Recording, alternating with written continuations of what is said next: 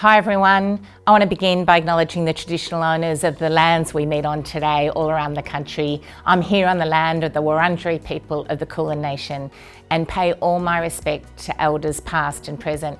It always was and it always will be Aboriginal land. And thank you to the ACU for asking me to address this important webinar to mark the United Nations 16 Days of Activism against gendered violence. The number of known deaths in Australia this year as a result of violence against women shockingly sits at 58. If there was ever a reason for us to be campaigning and fighting to end gendered violence, we only have to look at that figure. But what I wanted to do today is first talk about what we've achieved over the last 18 months and then talk about what we're in the middle of fighting to achieve now for women and women workers and to end violence.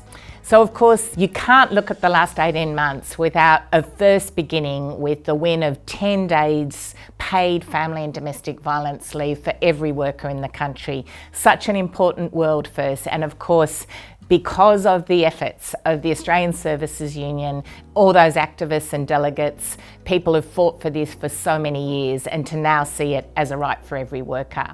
We also won 12 new Fair Work Commissioners, so the independent umpire is starting to be more balanced and fair, and of course that includes the first 2 Asian women, both from the trade union movement, sitting on the Fair Work Commission. We won the right to flexible work to care for family members. We've made employers responsible for preventing sexual harassment at work. We've won better equal pay laws, so women workers whose work has been so chronically undervalued, like early childhood educators, are better recognised and paid. And Fair Work now has to consider increasing job security and pay equality in every decision they make as part of the objects of the Act. We've got multi-employer bargaining options, opening up bargaining and collective action for workers locked out of the bargaining system, so many of whom are women. We've outlawed pay secrecy clauses, won stronger anti-discrimination laws, secured big increases to award wages. The majority of workers on award wages we know are women, nearly 11% over the last 2 years, and of course that 15% pay increase for aged care workers. The union movement has been fighting for and campaigning for changes to prevent and better protect workers from all forms of gendered violence at work for decades, as we know. And as well as campaigning for and winning paid family and domestic violence leave, as I just said, we've also been winning clauses in bargaining, training our delegates and health and safety reps in how to respond to gendered violence in the workplace, and internationally played an important role in the drafting, adoption and ratification of the ILO Convention C190, which is about the elimination of violence and harassment in the world of work. Now Australia has ratified that convention. So that will mean employers now have obligations under both work health and safety laws and the Sex Discrimination Act and the Fair Work Act to go beyond policies and training and take meaningful measures to prevent sexual harassment.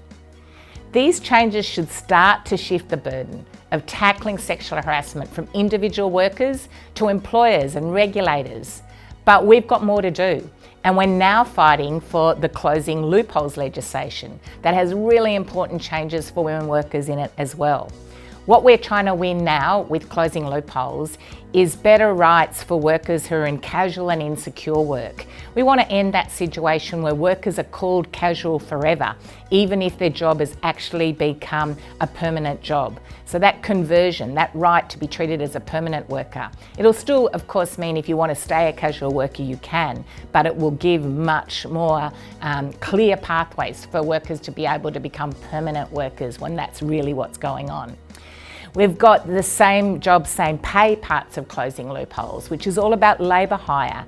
And of course, the worst example of this, or one of the worst, is Qantas with their flight crew, where they deliberately restructured their company to have workers doing exactly the same job on a plane, all of them caring for you, all of them doing that professional work to make sure we get from A to B, but on multiple different agreements and hugely different rates of pay and conditions when they're doing the same job.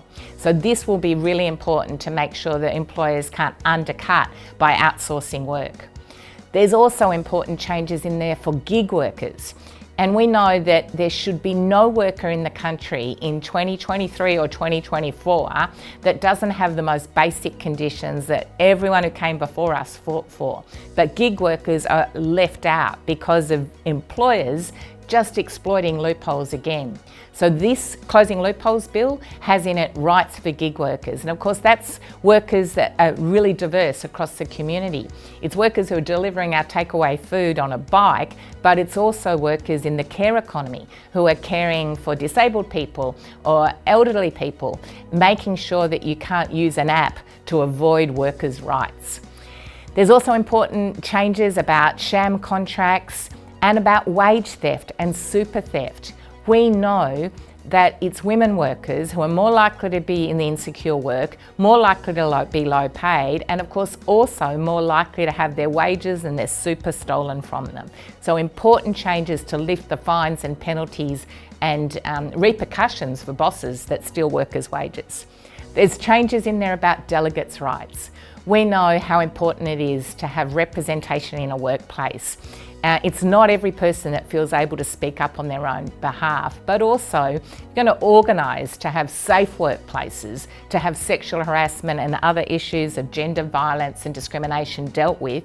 Having a good delegate structure where delegates can represent workers, organise workers and talk to workers is critical to that, and this bill delivers better delegates' rights.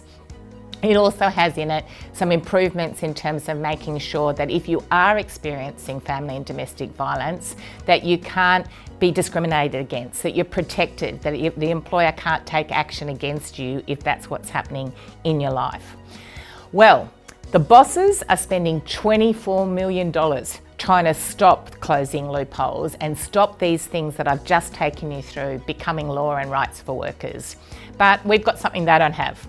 We've got people and we know how to organise. So we are fighting to win these now, and we will win it because we know how important it is to keep going in the fight to secure better rights for workers and how critical it is to women's rights at work, in the workplace, on the streets and in the home to have these changes matter and have them made. But we also know that as much as laws matter, it's organising that changes women's lives. We need to breathe life into laws in workplaces and in society to make them meaningful. And that's what we as unionists do every single day. So I want to thank you, all the warrior women out there, and I want to wish you strength and solidarity, every single one of you. We'll win the next stage of changes, but I know what you do every day is what really brings about change. Thanks and solidarity.